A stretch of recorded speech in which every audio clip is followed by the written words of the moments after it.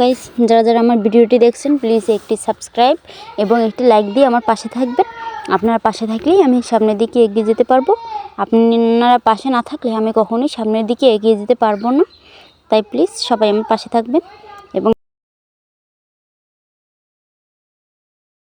আসসালামু আলাইকুম, সবাই কেমন আছেন? আশা করি সবাই ভালো আছেন এবং আমিও আপনাদের দয়ায় পরিবারকে নিয়ে ভালো আছি। আজকে আমি তৈরি করব পুঁটি মাছের রেসিপি কলা পাতায় দিয়ে। তার জন্য আমি নিয়ে নিলাম কতগুলো পুঁটি মাছ এবং তার মধ্যে দিয়ে দিলাম কুচি করে রাখা পেঁয়াজ। এরপরে দিয়ে দেব স্বাদ মতো লবণ। লবণ যেন বেশি না হয় আবার যেন কমও না হয়। এরপরে দিয়ে দেব কিছুটা পেঁয়াজ বাটা, যেটা আমি আগেই বেটে রেখেছিলাম। এরপর দিয়ে দেব কাঁচামরিচ বাটা। আমি একটু ঝাল বেশিই খাই, তার জন্য কাঁচামরিচ বাটা দিয়ে দিলাম। এরপরে দিয়ে দিলাম সরিষা বাটা।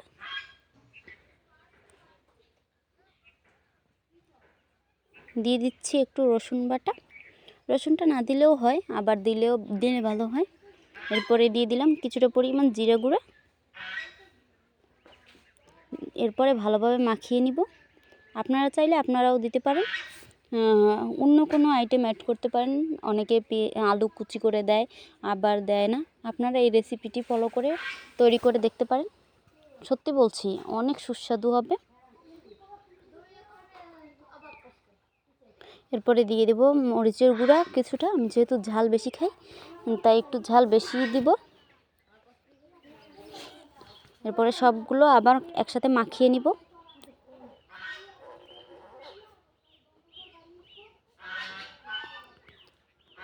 আমার প্রায় মাখা শেষ। এরপরে দিয়ে দিব কেটে রাখা কিছু টমেটো কুচি। আমার টমেটো দিয়ে খেতে খুব বেশি ভালো লাগে, এর জন্য আমি টমেটো কুচি দিয়ে দিচ্ছি।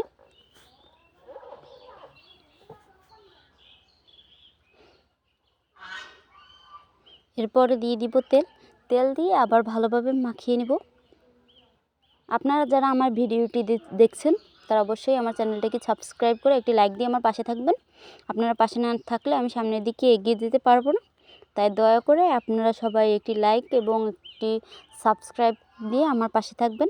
অনেক আশা নিয়ে, অনেক স্বপ্ন নিয়ে আমি এই চ্যানেলটি খুলেছি। তাই প্লিজ সবাই সাবস্ক্রাইব করবেন। এরপরে আমার মাখা অলমোস্ট কমপ্লিট। এরপরে আমি একটা খোলার উপরে কলা পাতা দিয়ে নিব এবং খুবই সুন্দরভাবে দিব, যাতে করে আমি পুঁটি মাছগুলো কলা পাতার উপর ভালোভাবে মেলে নিতে পারি। 2-3টা কলা পাতা দিব, যাতে নিচটা পুড়ে না যায়, ভালোভাবে হয়। তাই আমি 3-4টা কলা পাতা দিয়ে দিলাম, যেগুলো আমি আগেই কেটে রেখেছি। এরপরে মেখে রাখা পুঁটি মাছগুলো দিয়ে দিলাম। আপনারা চাইলে লেবুর রস অ্যাড করতে পারেন। আমার বাসায় যেহেতু লেবুর রস নেই তাই আমি লেবুর রস দিলাম না। আপনারা চাইলে লেবুর রস দিতে পারেন। লেবুর রস দেওয়ার স্বাদটা কিন্তু আরও বহুগুণে বৃদ্ধি পায়।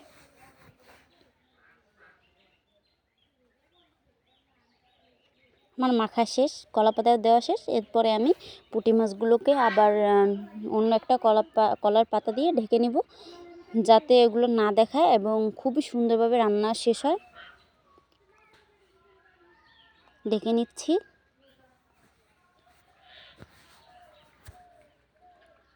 ঢাকা প্রায় শেষ। আমাদের যেহেতু মাটির চুলো, তাই মাটির চুলে রান্না করতে হবে, তাই মাটির চুলের উপরে বসিয়ে দিলাম। এরপরে রান্না শেষ। খেতে কিন্তু খুবই সুস্বাদু হয়েছে।